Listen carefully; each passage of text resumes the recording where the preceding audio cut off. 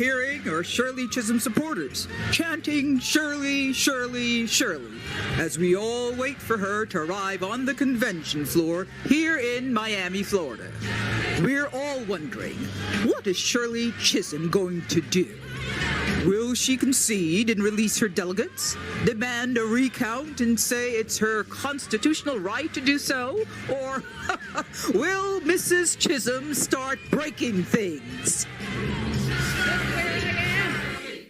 The nation is waiting for me. People are waiting on the convention floor. They're waiting at home with their eyes glued to their television sets. I did it! And I'm shaking like a leaf. Papa, the civil rights movement and the women's movement lit the consciousness of America and pushed me to run for the highest office of the land. And look where I am.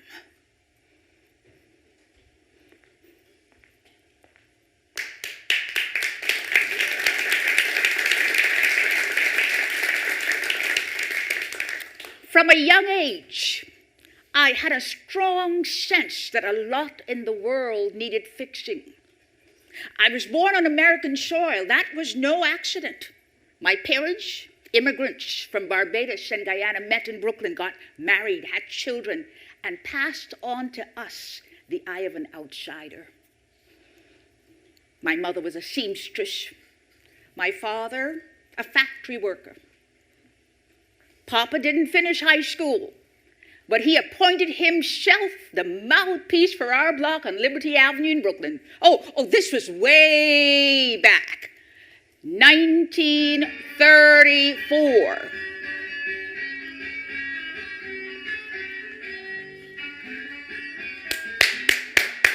Neighbors, we cannot get disheartened. Them people at the 17th Assembly District playing with us like that. Got we waiting, and then for turned we away. But we going back. Why? Because we on a mission. Wait. Desmond, you hear me?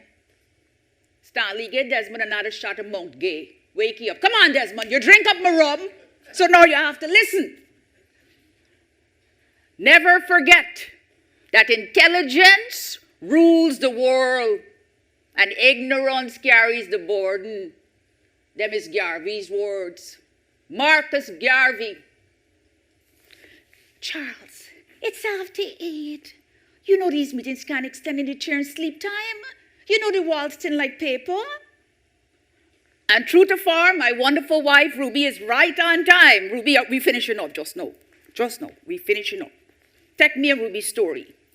We arrived on these American shores thinking that with hard work, we too can have a piece of the apple pie. But that was how long now? Charles, quiet down so the children could sleep now.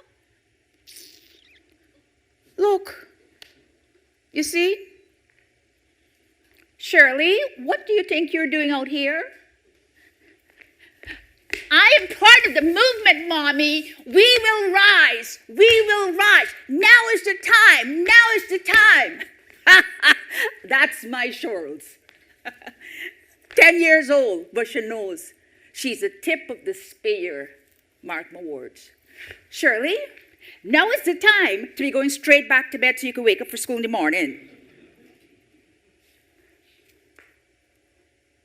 Charles, you see what you're encouraging? That's your firstborn. She's not a boy. All 4 children are girls. Shirley, did I tell? Let her be, Ruby. What she's listening to is important. You see, Charles, this system doesn't work for us. We don't have true representation. I mean, people of our color don't have that kind of power. And it's becoming clear why they're not letting us in. It's becoming quite clear.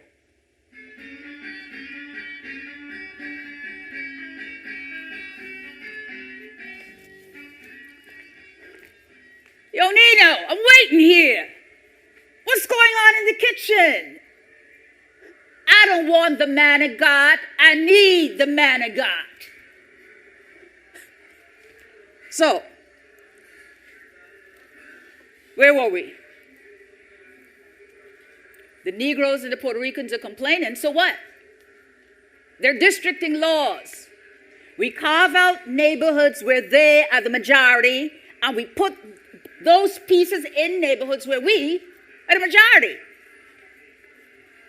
It's legal. They can't ever win. It's a lock. Capiche? Nino, the man of God. For all my father's efforts to get the landlord to abide by the building code, to get the city to fix the potholes on Liberty Avenue in Brooklyn, and to get the local leaders to represent the entire community, it was my mother who was one day in charge of us owning a brownstone, our American dream. Although Brooklyn politics was one derailment, the other derailment was the Great Depression. There were no daycare centers in Brooklyn when I was a kid. In order for my parents to work more hours, they sent me and my little sisters to live with our grandmother in Barbados. My return to America 7 years later at age 10 was a shock. From running around barefoot on my grandmother's farm to being cooped up in a cold apartment of a tenement building with a hive of strangers. It was worse at the playground. Ooh, you talk funny. You are too black to be playing near us. Look at her hair. Girl, your mama don't know how to use a hot comb? Monkey, you look like a monkey. I am not a monkey.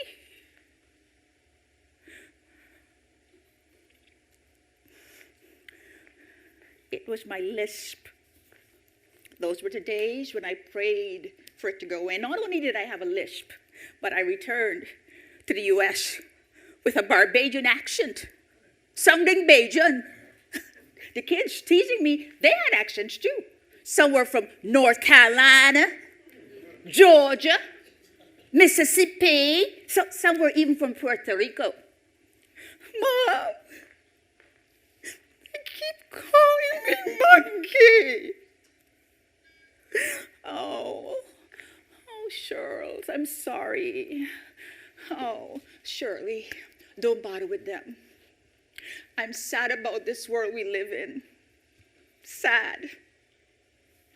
I've been called all them names, Charles. Donkey, Jumbie, Monkey. It's what them in power want us to believe that darker-skinned people are less than it. And we own people swallowing the propaganda and turning it on each other. Remember, black skin is not a badge of shame, but a glorious symbol of greatness. Them is Garvey's words. Marcus Garvey. Papa was a staunch Garveyite. He kept repeating, black skin is a glorious symbol of greatness. Oh, things were so different in Barbados. In Barbados, I was one of the smartest kids in my class, and popular too. At PS 84 in Brooklyn, I was shrinking. Thank you for coming in, Mr. St. Hill. Yes, it's about Shirley. Yes, well, she's doing well enough, except for U.S. history. Well, she's been in Barbados since she was 3. She only just came back, but that's no excuse, Mrs. Scream. I'm sorry to hear about all this. That's right. Shirley is an American now, and if she keeps this up, we'll have to put her back in 5th grade. This is what she handed in for homework. Scribbles. 10 years old and Shirley still doesn't know how to print? This will not do, Mr. St. Hill.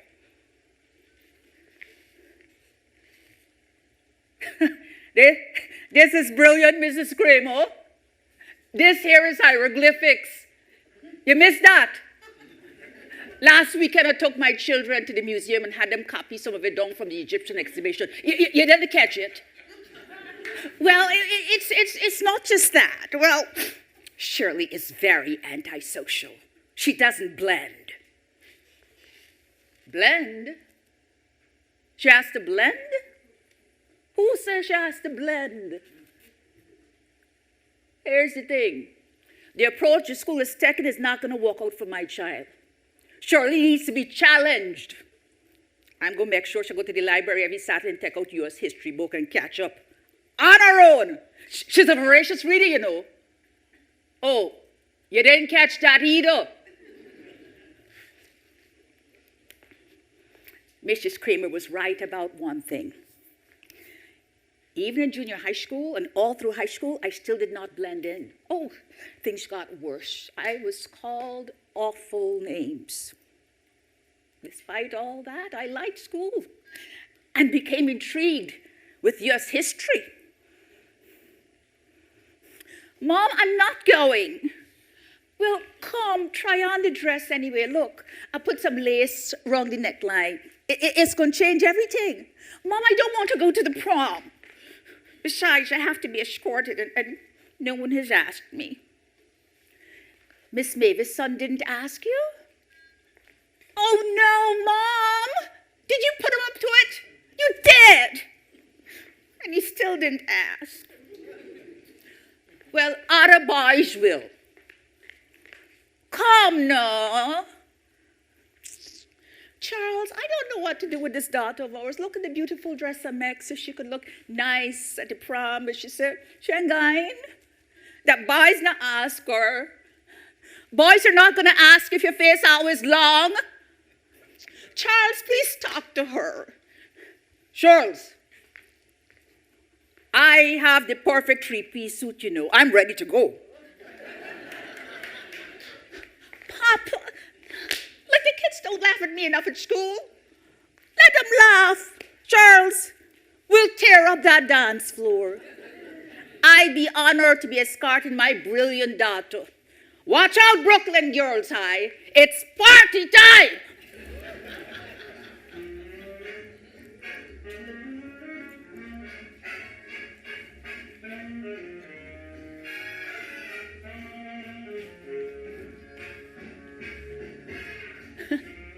So,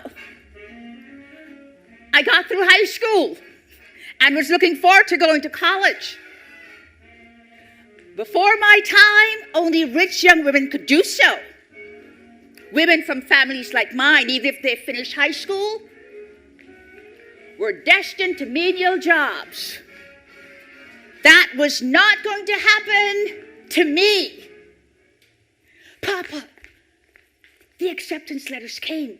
I got scholarships to Brooklyn College, Oberlin, and Vassar. That's my Charles! The tip of the spear. Which one is it going to be?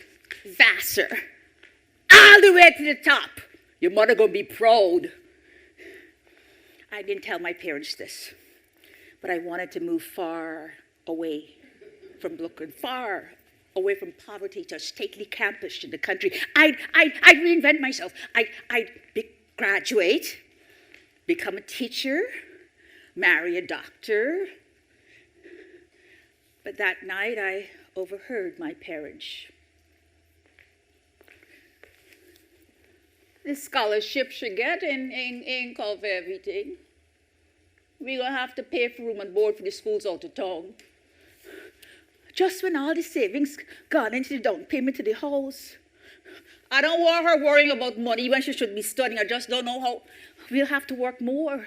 That's how. And more work and me no time for spending with the other children and no time for spending in new house. The next day I told my parents that I decided to go to Brooklyn College. But it was at Brooklyn College that for the first time I was debating race with others from different cultures. The proposition for today's debate is the American dream is alive and well. Hi, I'm Linda Savito, and I believe the American dream is alive and well. Here's why. The way our system works is that there is a hierarchy, and the genius of the system is that with hard work, and that's not a bad thing, those at the bottom can make it to the top of the ladder like my parents did. That's the incentive. It keeps everyone working and keeps the American dream alive.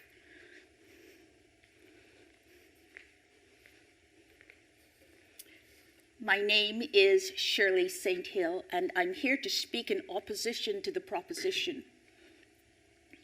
There are people like my parents who work as hard as anybody, but they will not make it to the top of that ladder. Widespread poverty exists in America, one of the richest countries in the world, and one reason is because there are barriers that are in place to keep certain groups at the bottom. That's the system you're promoting? The system I'm promoting is better than other systems in other countries, and that's why everyone flocks here. What? My African ancestors didn't flock anywhere. They were taken, shackled and shipped to this country and other countries like Barbados and Guyana where they were enslaved. After my ancestors were freed, they were exploited. My parents came to this country because they had to, but the same themes throughout America's history remain. Freedom denied, equality denied, economic leverage denied. I object to that characterization. Did you ever hear of the United States Constitution? We live in a democracy. Hear this. I do not recall in all history a nation appearing so well in its written words regarding human rights and so badly when it comes to action. That's a quote by Archibald Grimke, a civil rights lawyer in the 1920s. Our democracy is on paper only, and that's what needs fixing. That's what needs fixing in order for the American dream to live. I did not win that debate. But it encouraged me to keep debating, telling others what people who looked like me were going through. I joined the Political Science Society at Brooklyn College, and by my junior year, I was known for my public speaking skills. I was a regular at every political event on campus. I'll never forget this local white leader who said, "Negroes will advance someday, but they will always need white people leading them." His words were insulting enough. But what got to me was the arrogance. And I said to myself, one day, I'm going to show you what a leader looks like. In 1943, I started volunteering. The summer of 1943, I started volunteering at the 17th Assembly District, the political club where my father and our Bed-Stuy neighbors would go asking for help. I was the only black person there. Immediately, I was stuck in the room with the wives.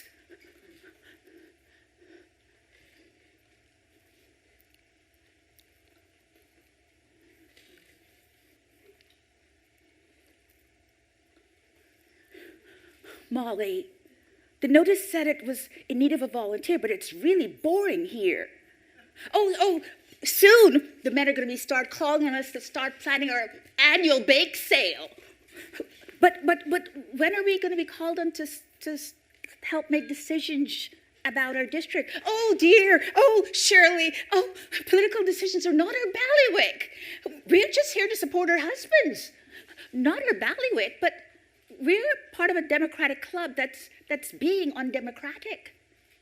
Let's insist we be in the room. Oh dear, oh Shirley, oh dear, oh that's going to be tough. I don't think our staff is ready for all this. Maybe next year. We'll make them ready. If we speak as one, it'll work. Sign this, Molly. Sign it, or no more of my homemade peanut butter chocolate chip cookies. You sure can drive a hard bargain, Shirley. Oh dear, okay. Where do I sign? In no time, I was called into the office. Miss Shirley, we've given you some request, some thought, and would like to offer you a position. It's a good one. You'll be in the room. You'll be typing in the room. Mr. Kelly, the thing about being a typist is that you got to be really quiet.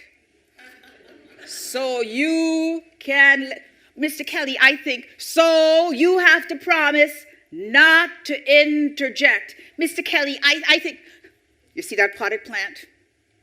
It's sitting there, it's looking good, and it's doing its job.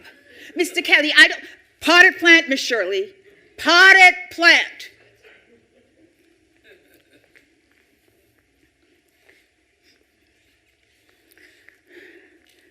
To the Negro community, I'm still typing the minutes of the meeting, Mr. Kelly. The leaders of the 17th Assembly District Club are unable to schedule a date. I'm going to change that. Are eager to schedule a date to discuss the issues of the Negro community, to discuss the abuses of the Negro community, which we at some point must address. No. Which we urgently must address. The minutes are ready to be signed, Mr. Kelly. Okay. To the Negro community, the leaders of the 17th Assembly District are to the Negro community. The leaders of the 17th Assembly District are... What am I reading here? That's what I heard. Of course, I couldn't keep doing that. But because I was in the room, I heard it all for myself. My Bed-Stuy neighborhood was 82% black, but the white political machine in Brooklyn never had and never would pick a black candidate for a leadership position. Eventually, I quit. And not until I became an elementary school teacher did I find and join an all-black club that would challenge the white political machine. It was there that I also met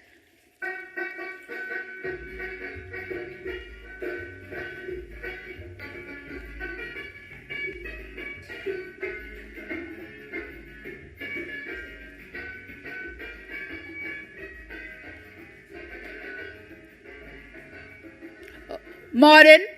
Is this where the members of the Bed-Stuy Political League meet? I think so. I'm here for the first time, too.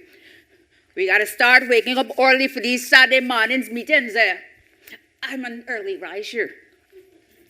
Every morning. A creature of habit. Habit. That's one of the things that keep those in Poe, you know. That's why we both standing here, right? To change people's habits. You all right? I sure can go for some hot tea. Or maybe there's some steeping inside. After you. Hot tea. You Bejo, right? Is by how you say hot tea. I lived there for some time when I was a kid. And you must be Jamaican. Yeah, man, born and raised. I just came back there from a visit. I miss those childhood days, playing on the beach in the Caribbean sun and dancing half naked in the rain. You mean you stopped doing all that? There's only so much time. You look like a dancer by your posture upright. And you look like a boxer. Is that what you do? I used to, what I needed for keep things in Taco Bay. I'm a private investigator, but it sounds like we both should do more dancing, eh? My name Conrad. Conrad Chisholm. Are you free next Saturday night?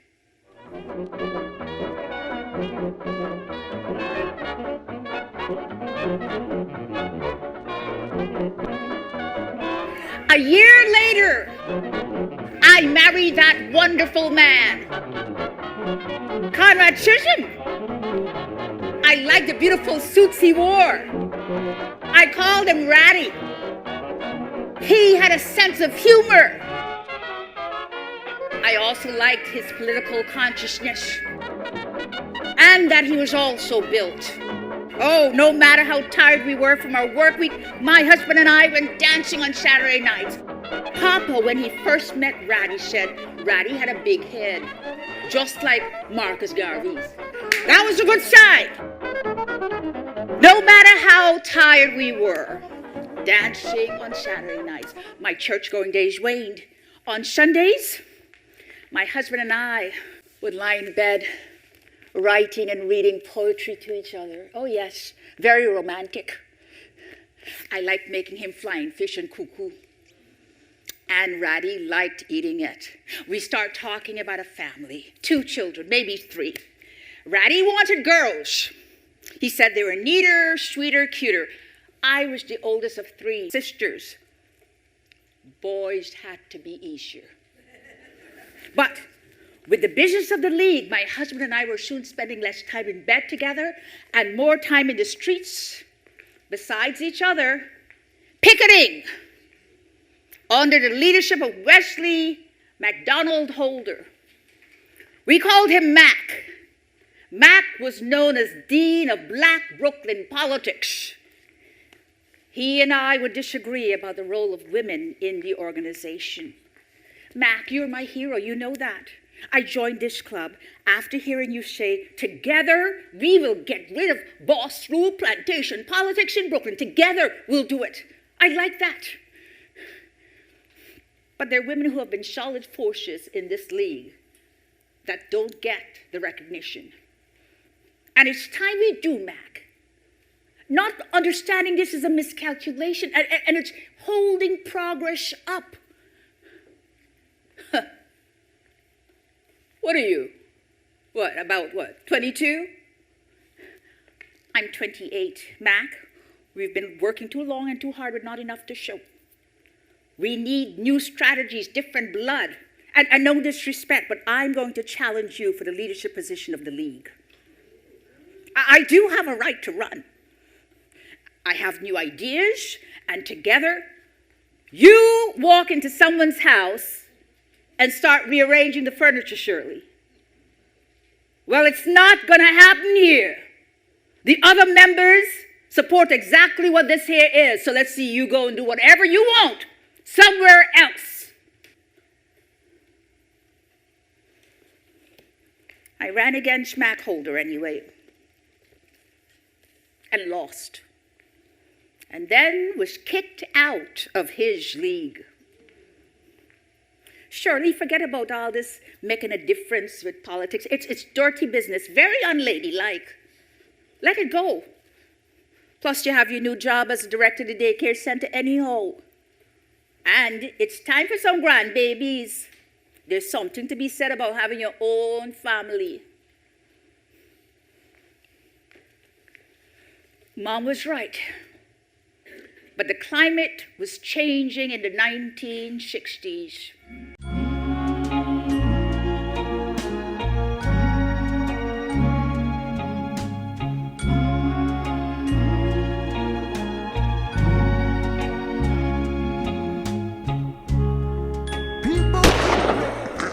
Past midnight, Evers got out of his car beside his home in a Negro residential area. In a vacant lot about 40 yards away, a sniper fired a single shot from a high-powered rifle at Evers' silhouette. The bullet hit him in the back, crashed through his body, through a window into the house. He died within an hour at a Jackson hospital. No ticket, you just thank the Lord.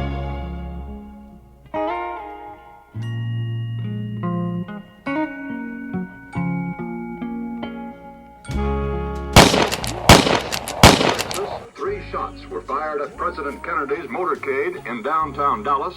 The first reports say that President Kennedy has been seriously wounded by this shooting. Faith is the key Open the doors and board 'em. There's hope. From Dallas, Texas, the flash, apparently official, President Kennedy died at 1 p.m. Central Standard Time.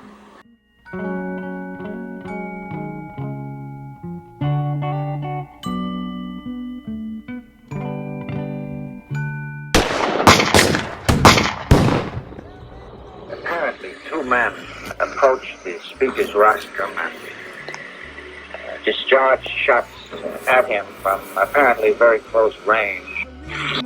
Upheaval! That's the word when I think of the 1960s. Who knew what would happen next?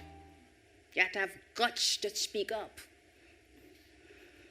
In the 1960s, the Brooklyn Navy Yard closed. And whites who were mostly employed there had no reason to stay in Brooklyn, so they fled to the suburbs. Blacks became the majority in Brooklyn, and suddenly, city government went missing. Unemployment at historic highs. The services were disgraceful. The schools were terrible. There was unrest, rioting. Yes, 1919 Chicago and 1943 Detroit, all over again.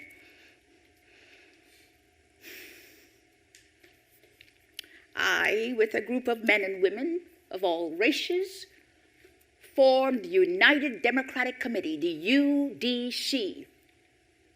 Together, we did it.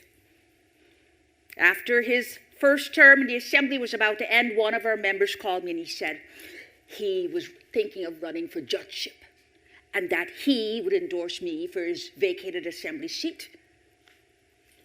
The cards were falling my way. I was going to a higher level in government, where, as Papa said, where real change happens. Then I got another call from Assemblyman Jones.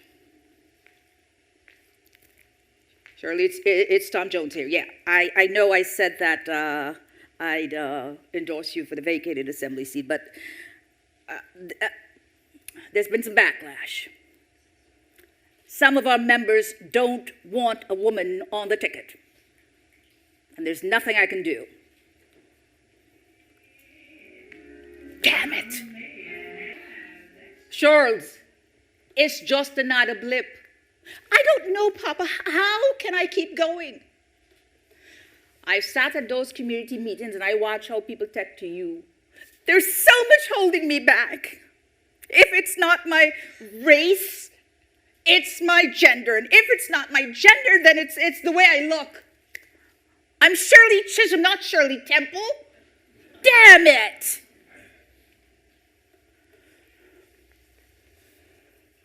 You can't soften your looks, but you can soften your touch. When it comes to the personal connections, it's the long handshake. It's the arm and the shoulder. It's the warm churls. The world needs you. You are the tip of the spear. I know, Papa.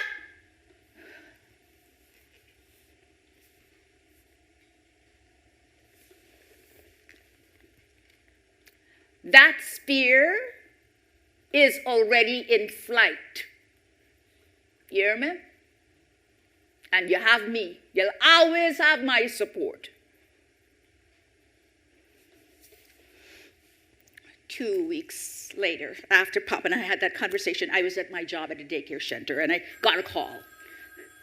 Yes? Yes, Mommy, it's me. Papa? He fell. A massive stroke. I'll be right there. Which hospital? I'll meet you there. What? Gone? What gone? Papa's gone. Papa's gone?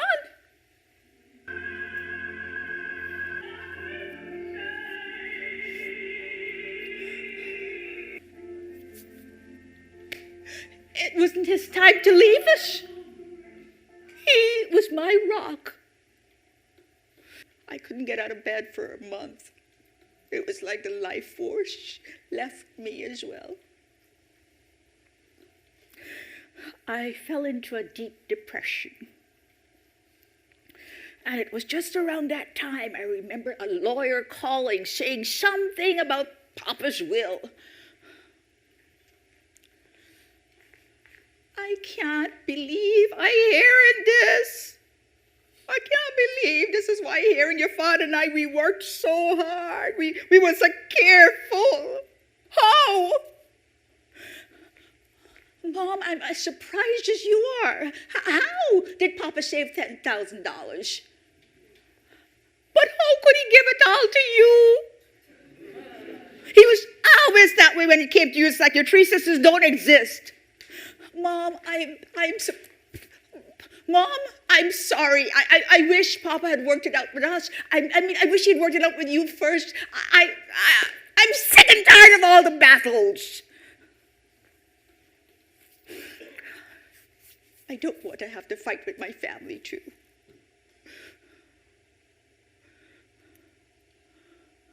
Papa leaving the money for the cause and not for the family can only create a rift. Mom was right. What was Papa thinking? I had some soul searching to do. It took a while before I started thinking about going back to the UDC. I didn't have the desire. But I could feel Papa's presence pushing me. Surely, you going back to the UDC, to the same people who don't get you, who don't have your back. I know your father's death gave you urgency for the mission, but we got another job to do. Have children and raise them well. We could use the money as a nest egg. But Ratty, Papa left that money for the mission. And with the assembly seat still open, I can use that money. I went back. I went back to the UDC. I went back to convince the members that I was the right person for the New York State Assembly seat. Oh, and just in case they weren't going to offer me a seat at the table, I took a folding chair. And that was how, in 1964, I became the first black woman in Brooklyn's history to win a New York State Assembly seat. Yes. As dear Papa said, the spear was in flight. Unions are important. My mother was a seamstress and a domestic worker. She couldn't afford to get sick. This assemblywoman will support Dorothy Bolden's efforts. I will insist that domestic workers get better wages and health insurance, sick pay, sick leave. These are the things that make us human, America. It is time. White and black men are being killed in the jungles of Vietnam. That's not okay. America, open your eyes. Billions of dollars are redirected from social programs to continue this senseless war. The real war is right here at home. Black men are being killed on our streets. Women, we must look out for ourselves. The system wants to force a woman to have an unwanted child. Our laws are based on the Puritan reaction of you've had your fun, now pay for it. But why should the country who doesn't plan to help me or my child be healthy citizens tell me what to do with my body? And why are there more regulations over a woman's body than there are regarding guns?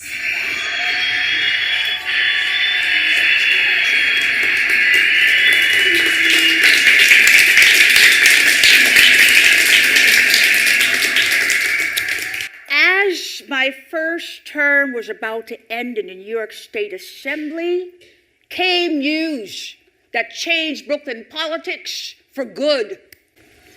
Good evening. For years, gerrymandering laws in Brooklyn kept power in the hands of white politicians. But after countless lawsuits and pressure from Negro leaders and community activists, today the Supreme Court ruling allowed for reapportioning of the 17th Assembly District. It looks like a death knell for the all-powerful Brooklyn political machine. Turn that shit off. Look, we got nothing against the darkies. We worked hard to get here, and we do what we gotta do to stay. Capiche? We take care of ours. If they had some power, they take care of their own too, right? Anyways, the Supreme Court ruling is not gonna change who has power in Bed-Stuy, Brooklyn. First of all, the Negroes cannot stick together. The ones from the South can't stand the ones from the islands. The men, they step all over their women, and the women, they're known for falling out over petty shit. Coalition, don't make me laugh. And if they don't stab each other in the back soon enough, we're going to give them a little push, make a call, pay them off. I heard the news, and there and then I came up with a plan. Papa, you would have been proud. Mac, it's Shirley. Chisholm. Oh, what a time, Mac. Congratulations and hallelujah. Oh, we didn't give up. We all have reason to be proud. So, Mac, I'm thinking of running to represent our new district in Congress. And I know every able-bodied leader of my color in Brooklyn is thinking the same thing. So, Mac, would you be my campaign manager? I know you, and you know me. Together, we can be a stronger force. My sister Shirley, you are something else. What? I haven't spoken to you in what, over 10 years? Since you thought you could defeat me, remember? I'll do it.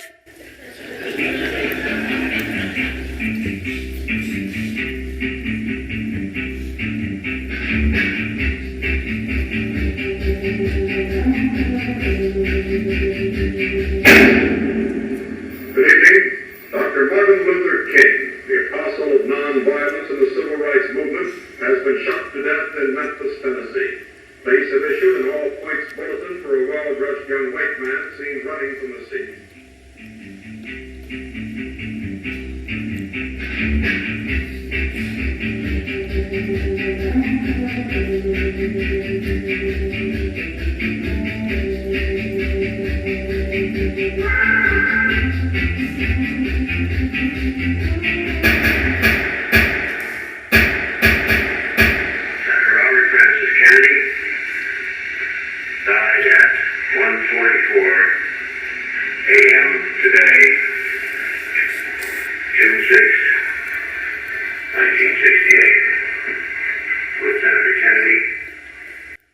Here we go again, Shirley.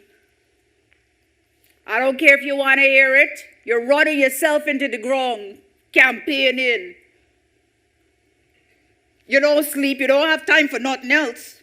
No appetite is not fine. Migraine headache is not fine. I know this is about the mission, but this is also about you, about us. But why you have to go see a doctor? Ratty was right. I was pushing myself to win a seat in Congress. The new redistricting law would allow black votes to finally count, and that would make all the difference.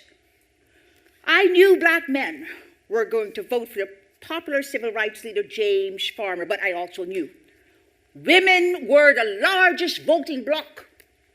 I speak on our behalf, and not just black women. Women from all parts of Brooklyn. I was out there. I was giving them my time, listening to their concerns. I had to win them over. Ratty insisted. So I finally went to the doctor, expecting to hear all of it was due to fatigue. Instead, cancer. Stop everything, scheduled surgery.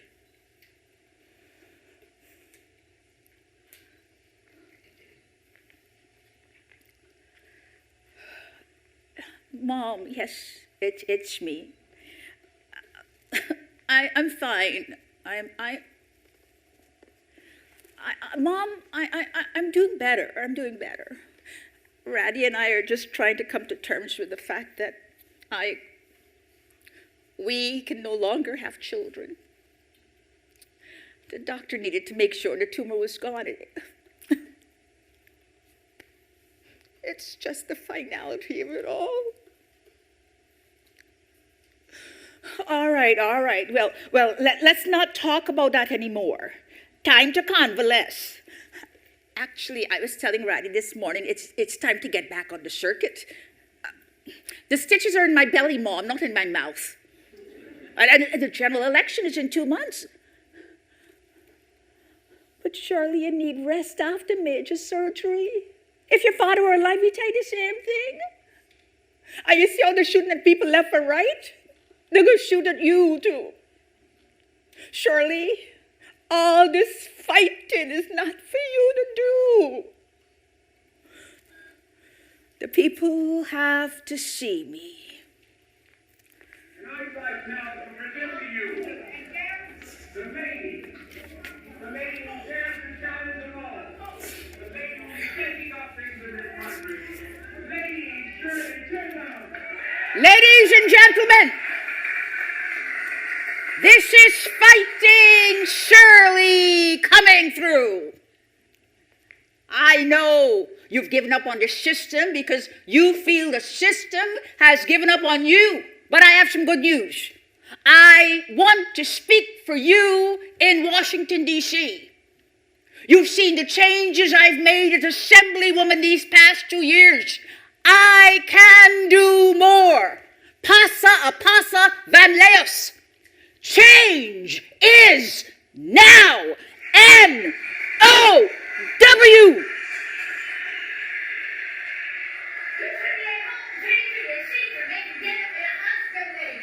I've been doing that for many years, but a black woman has never had a seat in the United States Congress. We, the people in the 12th Congressional District, will make it a first. Merit will win the day. How about that? Oh, yes, the system does need a makeover, all right. Unlike my opponents, I am not beholden to any interest group. He who pays the piper calls the tune. I am unbought and unbossed. I am beholden solely to you, the people. Ain't you dead yet? Not yet. God has given me the strength, and I'm going to use it to fight for you in Washington, D.C. I'm standing here so you can put me there.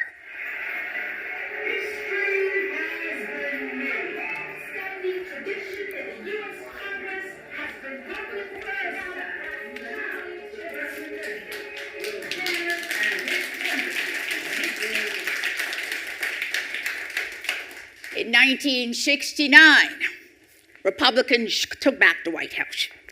Nixon was sworn into office the same month and year I was sworn into Congress.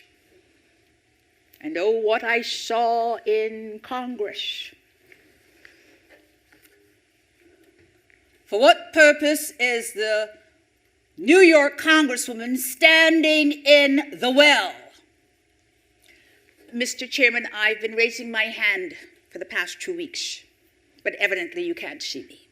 So today I decided to come down to the well so you can see me better. And what would the Congresswoman like me to hear? Mr. Chairman, based on my 20 years experience as an educator, I had fully expected to be on the Education and Labor Committee. My assignment on the Agricultural Committee is irrelevant to the people, the needs of the people that I represent. Like the Negro veterans who are unable to access the benefits they were promised before leaving for Vietnam. There are a lot more veterans and trees in my Brooklyn district, Mr. Chairman. I urgently request to be reassigned. Mrs. Chisholm, there are rules and procedures that are to be adhered to, especially as a freshman Congresswoman. What one does is wait it out a few years to make such a request. Mr. Chairman, out of the 435 representatives, there are only 9 black members. If I may say, the House leadership's moral duty is, Mrs. Chisholm, what one does is, Mr. Chairman, the House leadership's moral duty is to right that balance by putting the 9 black members on relevant committees so that the nation's critical problems of racism, poverty, and urban decay be addressed in an efficient manner. Mrs. Chisholm, there will be order in the House.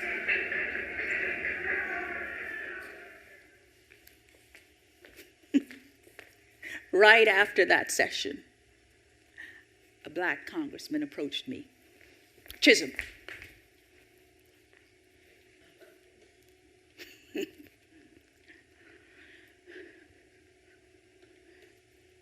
that was the moment you committed political suicide. You cannot push the truth down their throats whole.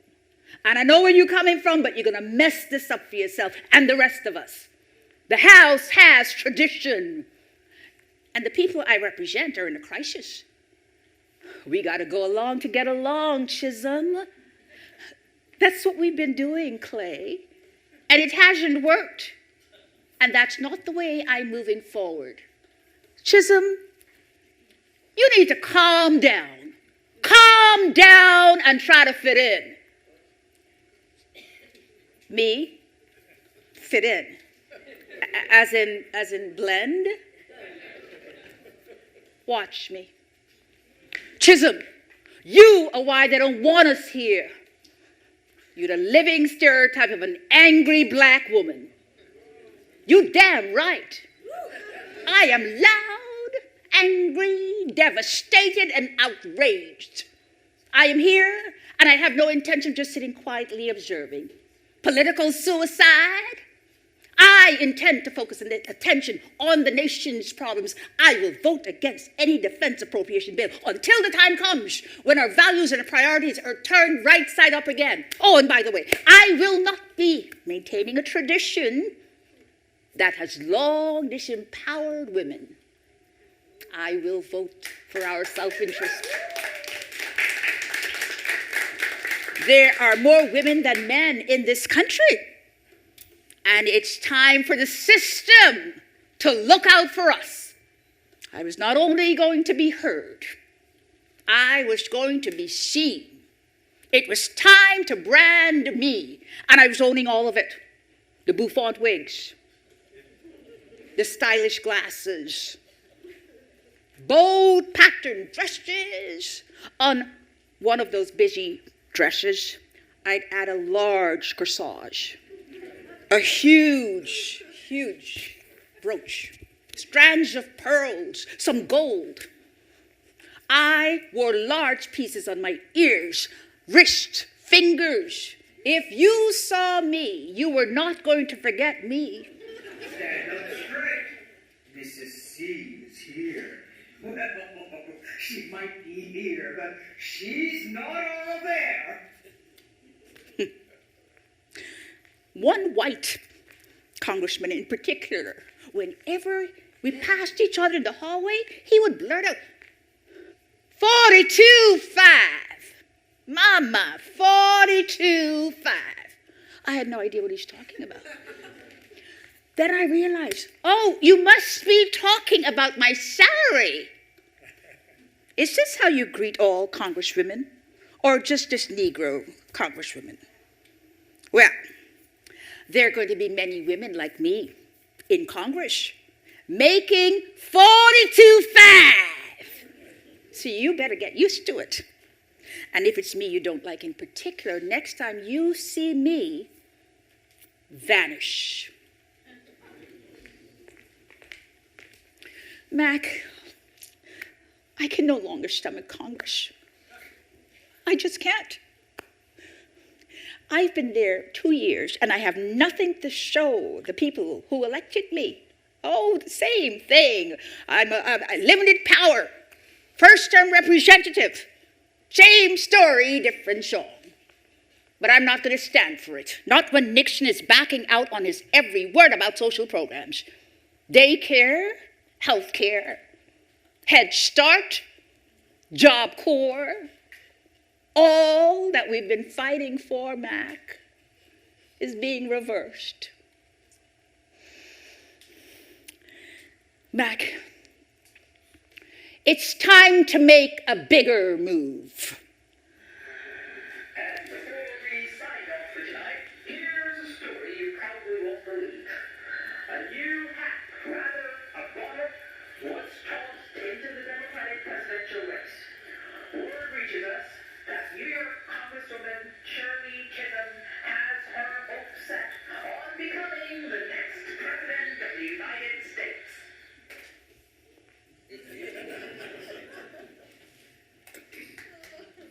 I was crisscrossing the country on a half-broken-down trailways bus. I was meeting people, getting them on the Shirley Chisholm trail, encouraging college students to vote. Why are you running for the presidency of the United States, and how do you think you can win? As a black woman, I must look beyond what popular culture tells me to believe. I am following my passion and asserting my right as a citizen.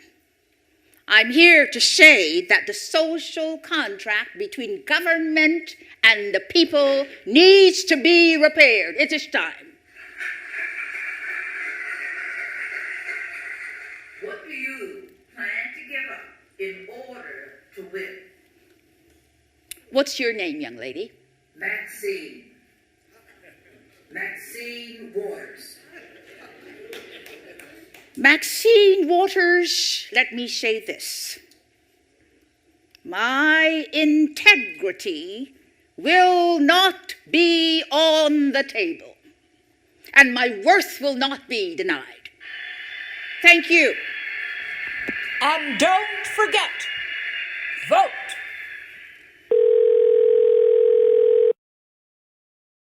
Congresswoman Shirley Chisholm, it's Congressman Ron Dellums.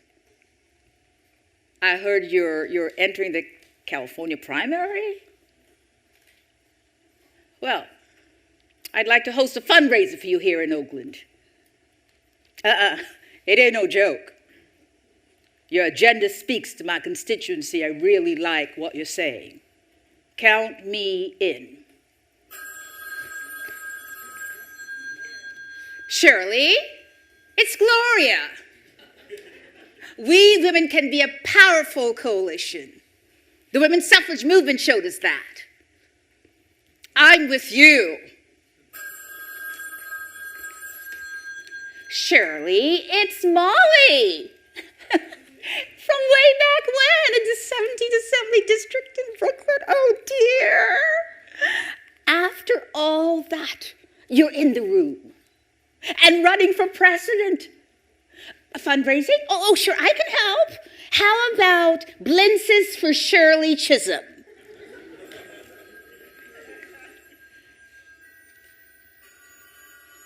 The phones were ringing off the hook. Hallelujah.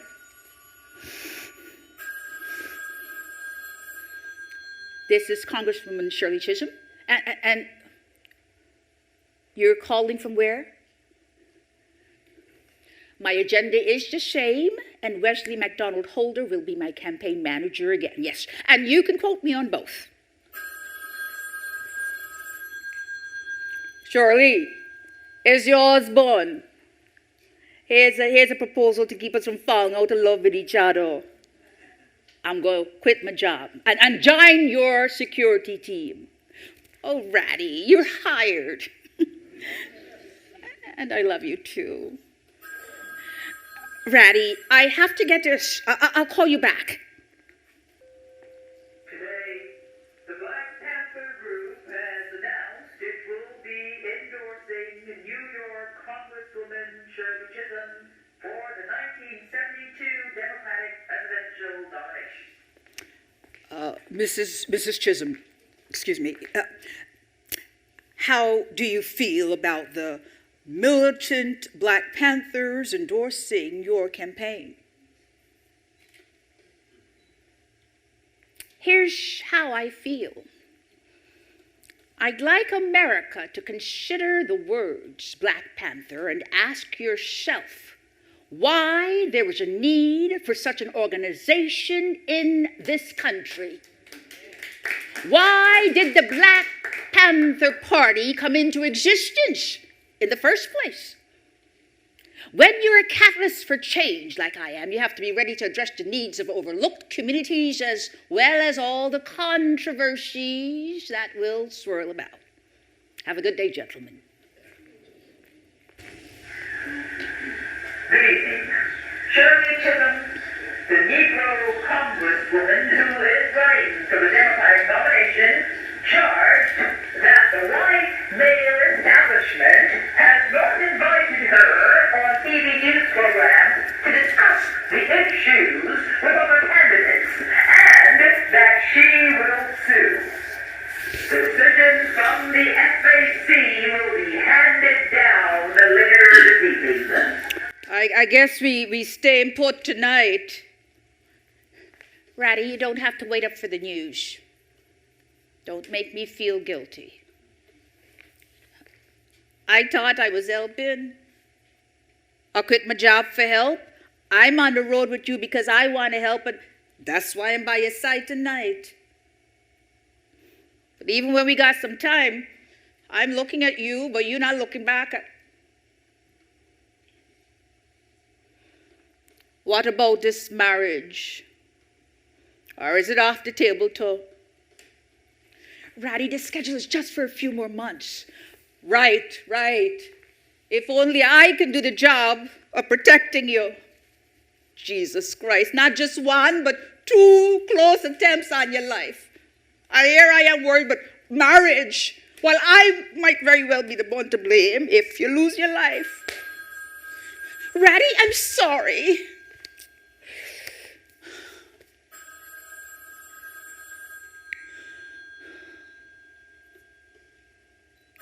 I'm not getting it.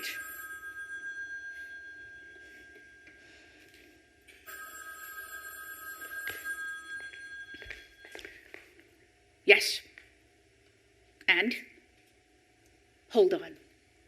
Ratty, we won. I'll be on TV tomorrow discussing the issues with the other candidates. There's been a third assassination attempt on New York Congresswoman Shirley Chisholm's life. The white male arrested was carrying a 10-inch knife.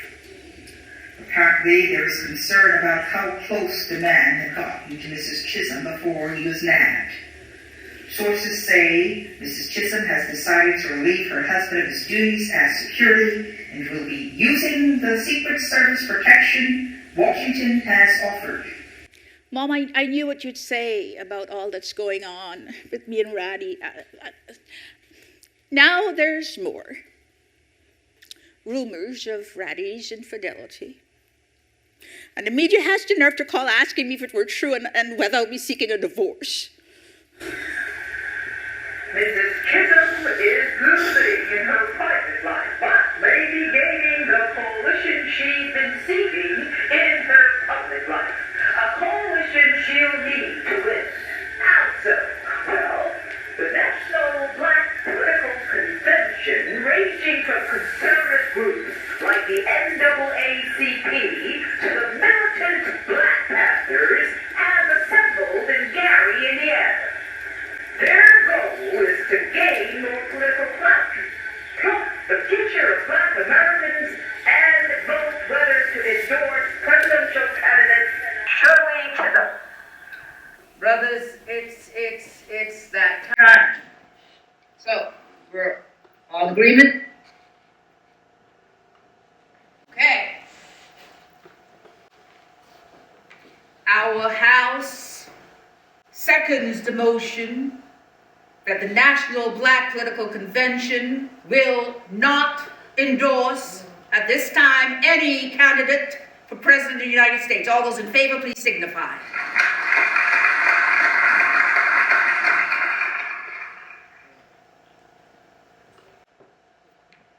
It was the first time a black person was running for the highest office in the land.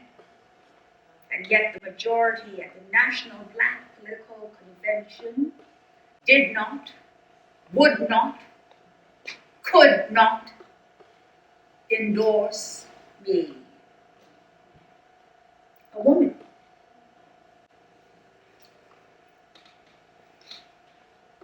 That was the beginning of a withdrawal of support that would leave me standing alone. I am all for women's rights and equality, and I did say I'd stand with Shirley Chisholm. But America just isn't ready for a woman as president. And I can't throw my vote away. I, William Clay, represent a Missouri district equally divided between blacks and whites. My legislative agenda is the same as Shirley Chisholm. I'm black and proud, like Shirley Chisholm.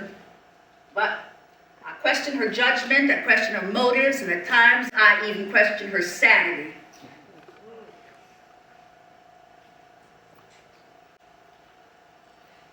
It was from one assault to the next.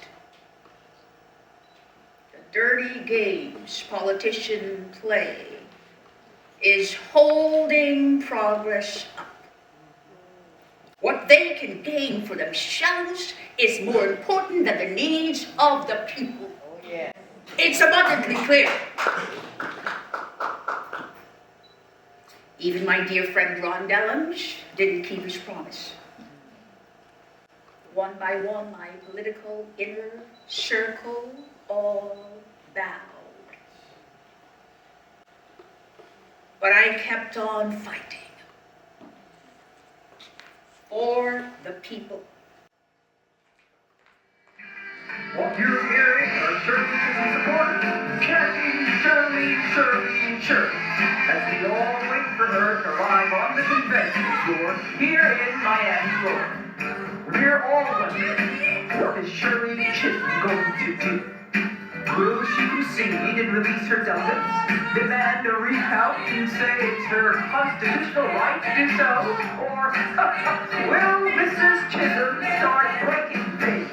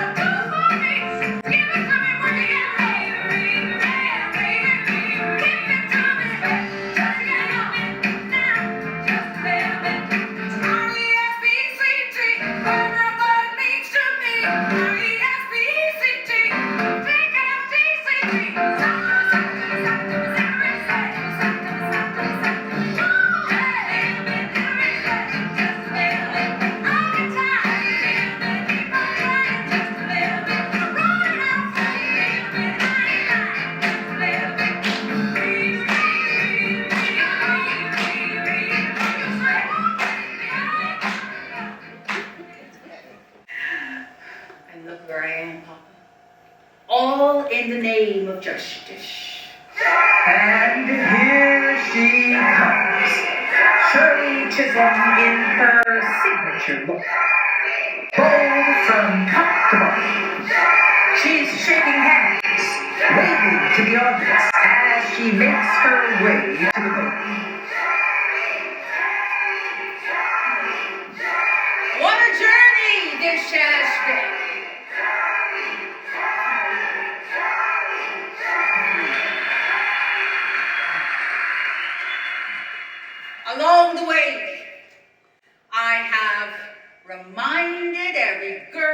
boy, man, and woman of their worth, and have inspired them to speak truth to power. I have given women word that men will keep things going their way if women allow it. And I've given men word that a more unified and successful republic will be ours as women become a collective force in